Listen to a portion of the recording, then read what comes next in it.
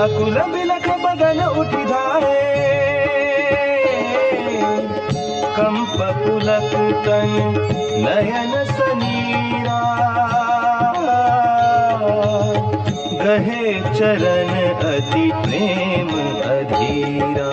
कहीं न सकत कछु चितवत ठाड़े, मीनु दीन जन जलते काढ़े, सोचु हृदय विधि काहो निहारा, सबु सुख सुकृत सिरान हमारा। मो कहु काह कहब रघुनाथा, रखी हहि भवन किले हहि साथा, राम बिलो की बंधु कर जोरे, देह गेह सब सन त्रिनु तोरे। बोले बचन राम नयनागर,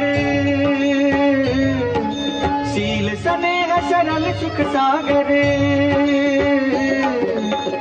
तात प्रेम बस जन कदराओ, समुझ हृदय परिणाम पुछाओ।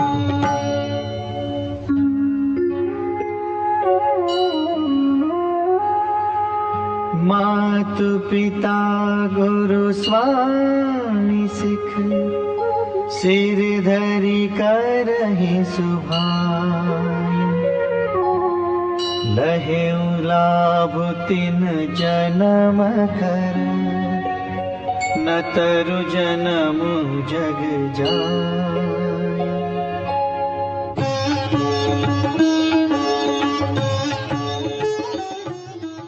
जब लक्ष्मण को ये संवाद मिला कि आज राज्याभिषेक होना था और उसके स्थान पर तो वनवास मिल गया, बड़े व्याकुल हुए, बड़ा दुख हुआ, विलक्ष्य, देखने लायक उनका शरीर नहीं रहा और उठ करके दौड़े। शरीर में कंप है, पुलकावली है और आंखों से आंसू बह रहे हैं। आकर के बड़े प्रेम अधीर हो करके उन्होंने रामचंद्र जी के चरण पकड़ लिए। कही न सकत कछु चितवत ठाढ़े, कुछ बोल नहीं सकते हैं, केवल खड़े खड़े उनकी ओर देख रहे हैं। मीनु दीनु जनु जलते काढ़े, मानो पानी से बाहर निकाल देने पर मछली तड़फड़ा रही हो, दीन हो रही हो। सोच हृदय विधि का हो निहारा, हृदय में बड़ा शोक है कि हे विधाता क्या होना है, होनी क्या है। हमारे सारे सुख और सारे पुण्य आज सिरा गए, समाप्त हो गए। मोह कह काह कहब रघुनाथा, मुझे रामचंद्र क्या कहेंगे, घर में रखेंगे कि साथ लेंगे।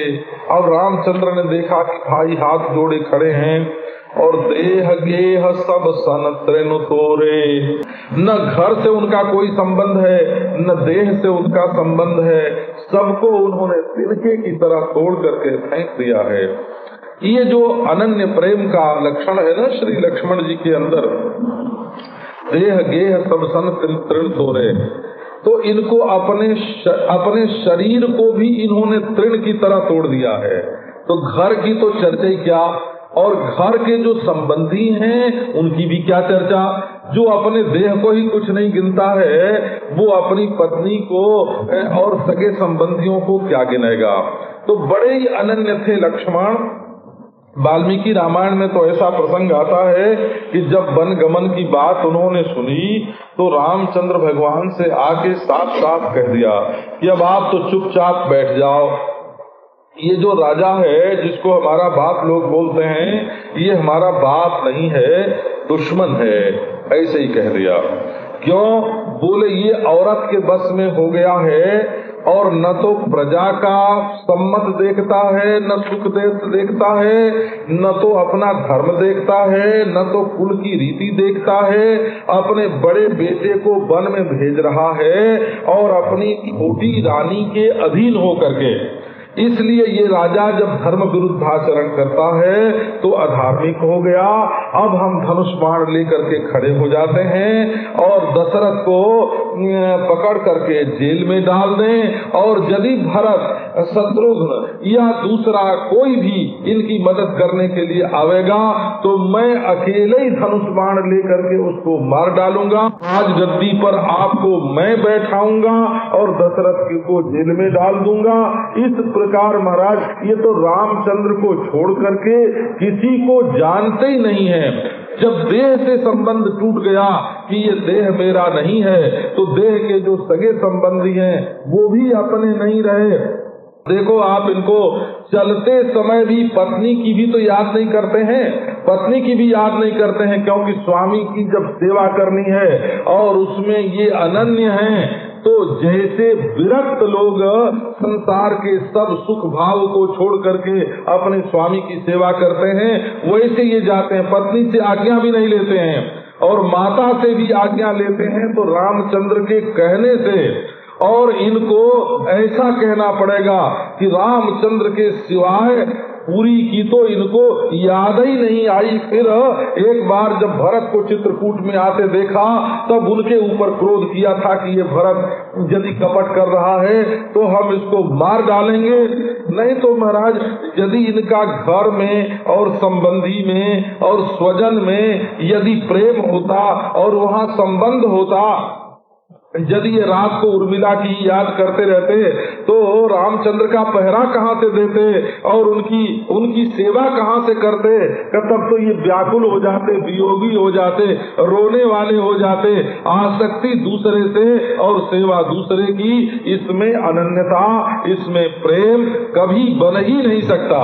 इसलिए उर्मिला का नाम लेकर के जो लौकिक दृष्टि से कहते हैं कि भाई पत्नी के प्रति लक्ष्मण का कर्तव्य था और रो रो करके अपनी रात बिताते थे, वे लोग लक्ष्मण जी के अनन्य प्रेम, भगवान राम के प्रति जो अनन्य प्रेम है उसका रहस्य नहीं समझते हैं। ये तो देह गेह सब सन तृण तोरे, इन्होंने तो महाराज तृण के समान देह और गेह का सारा संबंध तोड़ दिया था। अब उनको देख करके नीति निधान नयनागर श्री रामचंद्र बोले, क्योंकि वो शील, स्नेह और सुख के समुद्र हैं और बड़े सरल हैं, तो बोले कि भाई लक्ष्मण तुम प्रेम बस धैर्य मत छोड़ो, जन कदराहू, कदराना माने धैर्य छोड़ देना, समुझ हृदय परिणाम उछाहू, तुम समझ लो कि ये जो हम लोगों के ऊपर दुख आया है ये तो एक प्रकार की तपस्या है, सत्संग है, और इसके परिणाम में हमें बड़ा भारी उत्सव देखने को मिलेगा, बड़ा भारी सुख मिलेगा। हमारे शत्रु, जो देवताओं के शत्रु रावण आदि हैं, वो मारे जाएंगे, समुद्र पर पुल बनेगा, ऋषियों का सत्संग होगा, फिर से हम आकर के राजगद्दी पर बैठेंगे। तो परिणाम में आज का जो दुख है ये परिणाम में बड़ा सुख देने वाला है। जीवन नरो भद्र शतानि पश्यति, यदि मनुष्य जिंदा रहे तो उसको सैकड़ों कल्याण देखने को मिलते हैं। वाल्मीकि रामायण में आता है ना कि कल्याणी बत गातेयम लौकिकी प्रतिभाति में, ये लौकिक कहावत हमको बहुत कल्याणदायी मालूम पड़ती है। एक जीवन समानंदो नरम वर्ष शतादपि, यदि मनुष्य जिंदा रहे तो 10 वर्ष नहीं 100 वर्ष के बाद उसके पास आनंद को आना पड़ेगा, उसके जीवन में सुख आवेगा का, इसलिए कदराना नहीं चाहिए, धैर्य नहीं छोड़ना चाहिए। हो मात पिता गुरु स्वामी सिख, सिर धरि करहि सुभाए, लहे लाभ तिन दिन जन्म कर, न तरु जन्म जग जाए। जो लोग माता पिता गुरु स्वामी की जो शिक्षा है उसको सहज स्वभाव से अपने सिर पर धारण करते हैं, उन्हीं जन्म का सच्चा लाभ मिलता है, और जो इनकी शिक्षा को नहीं मानते हैं उनको उनका जो जन्म है वो जगत में व्यर्थ चला जाता है, उनका जन्म बाद ही है।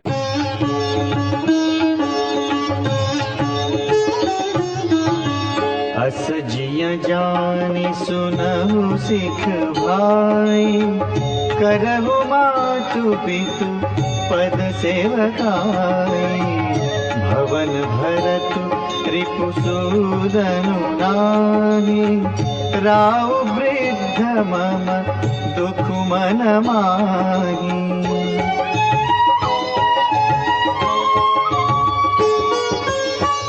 मैं बन जाऊं तुम्हि ले साथा, होई सबहि विधि अवध अनाथा।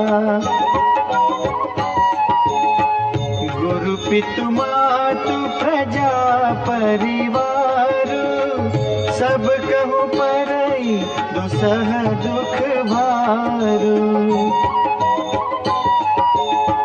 रहु करहु सब कर परितोषु, न तरु तात होई बड़ दोषु।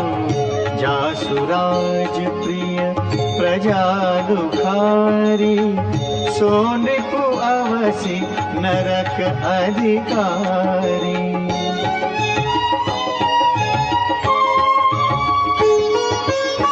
रहु तात असि नीति विचारी, सुनत लखनु भय व्याकुल भारी। सिय रे बचन सूखी गए कैसे, परसत तुहिन तामरसु जैसे।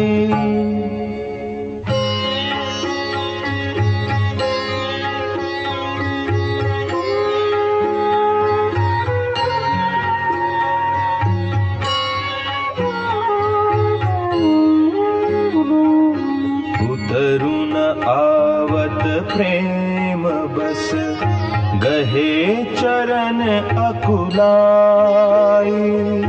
नाथ दासु मैं स्वामी तुम्ह, तजहु तकाह बसाई।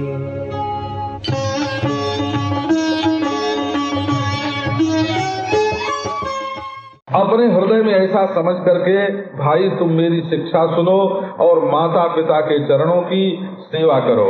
इधर राजमहल में भरत और शत्रुघ्न भी नहीं है और राजा वृद्ध हैं और मेरे वियोग का उनके मन में दुख है। मैं यदि तुम्हें अपने साथ वन में ले जाऊं तो ये अवध सब प्रकार से अनाथ हो जाएगा और गुरु पिता माता प्रजा परिवार सबके ऊपर दुस्सह दुख का भार पड़ जाएगा। इसलिए तुम यहाँ रहो और सबको संतोष दो, नहीं तो भाई बड़ा भारी दोष हो जाएगा सबकी उपेक्षा का। क्योंकि जिस राजा के राज्य में प्यारी प्रजा दुखी रहती है वो राजा अवश्य नरक का अधिकारी होता है। तो हे तात, तुम नीति का ऐसा विचार करके यहीं रह जाओ। ये सुनते ही लक्ष्मण को बड़ा भारी दुख हुआ, क्योंकि रामचंद्र ने नीति का उपदेश किया और धर्म का उपदेश किया और कर्तव्य का उपदेश किया, परंतु लक्ष्मण का जो अपने प्रति प्रेम है उस प्रेम के संबंध में कोई बात नहीं कही, उनके ऊपर जोर दिया कि तुम्हें अपने धर्म और कर्तव्य का पालन करने के लिए अयोध्या में रहना चाहिए। अब जहाँ भगवान के प्रेम और भगवान की आज्ञा में और प्रेम में जहाँ विरोध होए है ना, वहाँ क्या करना चाहिए? अपने स्वामी को तकलीफ हो रही हो और वो आज्ञा दे रहा हो कि तुम हमारी सेवा मत करो, तो उस समय सेवक का कर्तव्य क्या है? तो सेवक का उस समय, प्रेमी सेवक का यही कर्तव्य है कि उस समय वो आज्ञा न माने, अपने प्रभु की सेवा करे। अब तो सुनत लखन भय व्याकुल भारी, व्याकुलता आ गई, भारी व्याकुलता लक्ष्मण के हृदय में आ गई। सियरे बचन सूख गए कैसे, उनकी वचन जो हैं वो शिथिल हो गए। सियरे वचन सूख गए कैसे? एक तो इसका अर्थ यह है कि भगवान रामचंद्र की जो वाणी है वो सुनने में बड़ी शीतल है लेकिन उस शीतल वचन को सुन करके भी वे कैसे सूख गए? तो दृष्टांत दिया कि परसत कुहीन तामरस जैसे, जैसे बर्फ छू जाने से कमल सूख जाता है। बर्फ तो ठंडा है, लेकिन उस ठंडे के छू जाने से भी जैसे तामरस माने कमल सूख जाता है, इसी प्रकार वो सूख गए। श्याम तामरस ताम शरीरम, वो तामरस माने कमल होता है। और सियरे वचन, सियरे माने बोले ही नहीं गया हो, उनके वचन सियराए गए। सियराए गए माने शिथिल हो गए। शिथिल, शिथिल शब्द से सियरे बन गया, बोले ही नहीं गया। ऐसे सूख गए जैसे कमल सूख जाए और प्रेम बस उत्तर आता नहीं है। व्याकुल होकर के चरण पकड़ लिए और बोले कि नाथ मैं आपका दास हूँ और तुम स्वामी हो, यदि मुझे छोड़ दोगे तो मेरा क्या बस चलता है, मैं भला क्या कर सकता हूँ।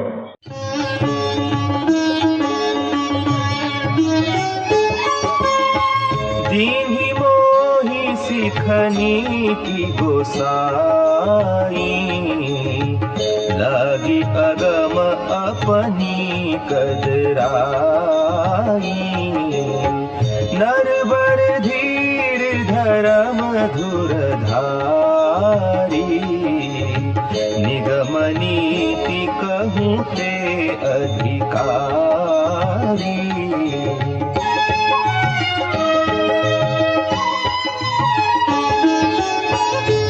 शिशु प्रभु स्नेह प्रतिपाला, मंदरु मेरु किले ही मराला। गुर पितु मातु न जानऊ काहू, कहूँ सुभाऊ नाथ पतियाहू। जहाँ लगी जगत स्नेह सगाई, प्रीति प्रतीति निगम निजुगाई। मोरे सबई एक तुम स्वामी, दीन बंधु पुर अंतर जामी।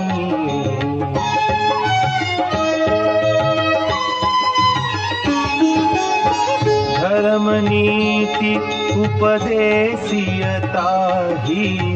कीरति भूति सुगति प्रिय जाहि। मन क्रम बचन चरण रत होई, कृपा सिंधु परिहरि अति सोई।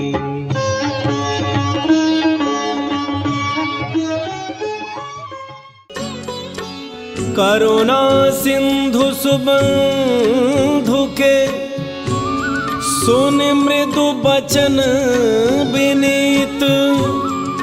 समुझाए उरलाई प्रभु, जान स्नेह सभीत। मागहु विदा मातु सन जाई, आवहु बेगी चलहु बन भाई। मुदित भय सुनि रघुबर बानी, भयो लाभ बढ़ गई बड़ी हानि। हर्षित हृदय मातु पही आए, मनहु अंध। अब कहते हैं कि हे गोसाई, गोसाई माने हमारा शरीर मन और इंद्रियां, इनके स्वामी आप ही हो। और आपने जो मुझे शिक्षा दी है वो सब तरह से भली है, लेकिन जब मैं अपने अधिकार की ओर देखता हूँ तो अपनी कदराई देख करके मुझे वो अगम्य मालूम पड़ती है, न तो पूरी तरह से समझ में आती है और न तो मैं कर सकूंगा ऐसा मालूम पड़ता है। लागी अगम अपनी कदराई, अपने अनधिकार के कारण मुझे वो अगम और मेरे बूते की नहीं मालूम पड़ती है। क्यों? बोले उपदेश जो करते हैं शास्त्र वो तो सब अच्छे ही होते हैं, लेकिन उसमें से कोई उपदेश किसी के लिए होता है, कोई उपदेश किसी के लिए होता है, अधिकारी भेद से सब व्यवस्था होती है। तो ऐसा मालूम पड़ता है कि आपने उपदेश तो मुझे श्रेष्ठ से श्रेष्ठ दिया, परंतु मैं उसके योग्य नहीं हूँ। एक महात्मा थे, तो उनसे जब कोई बात कोई कहता कि ये बात ऐसी है और ये जुक्ति है और ये इसमें प्रमाण है, तो बोले कि बाबा तुम सब ठीक कह रहे हो, लेकिन मेरी समझ में आई नहीं, है ना। मैं उसको समझ, ये नहीं कहते कि तुम गलत कह रहे हो, ऐसे नहीं बोलते, वो बोलते कि मेरी समझ में आई नहीं। तो इसी प्रकार ये कहते हैं कि ये हमको अगम मालूम पड़ती है। अगम माने बुद्धि के लिए अगम है, मैं इसको समझ नहीं पा रहा हूँ कि आप क्या कह रहे हैं। क्योंकि बाबा ये धर्म का उपदेश तो उनके लिए होता है जो नरवर होते हैं, धीर होते हैं और धर्म धुरंधर होते हैं। वे वैदिक नीति के, निगम नीति के अधिकारी होते हैं, उनको ये उपदेश किया जाता है। परंतु न मैं नरवर हूँ, न धीर हूँ, न धर्म दुर्धारी हूँ, मैं तो आपका नन्हा मुन्ना सेवक हूँ।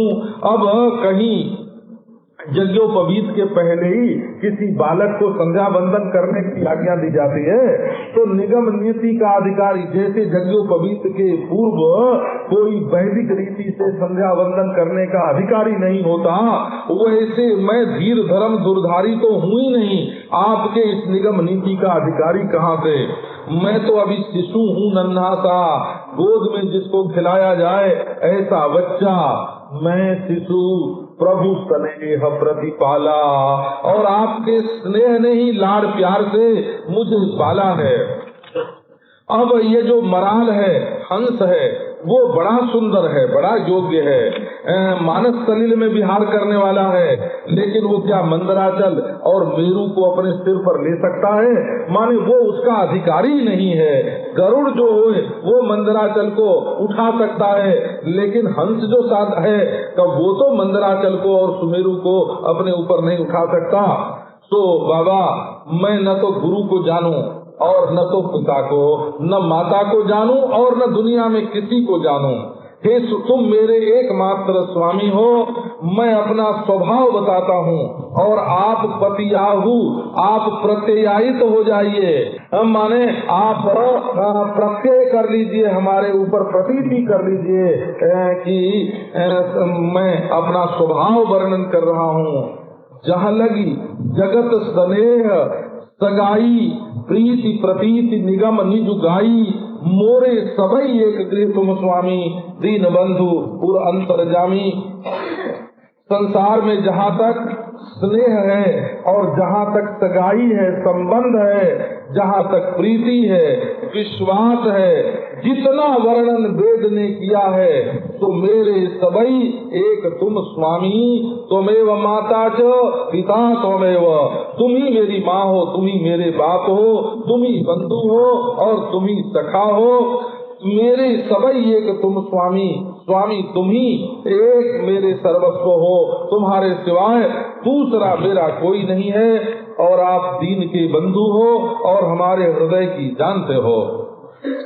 आप जो कहते हो कि धर्म नीति के अनुसार चलना चाहिए, तो धर्म नीति उपदेशीयता कीरति भूति स्मृति प्रिय जाई।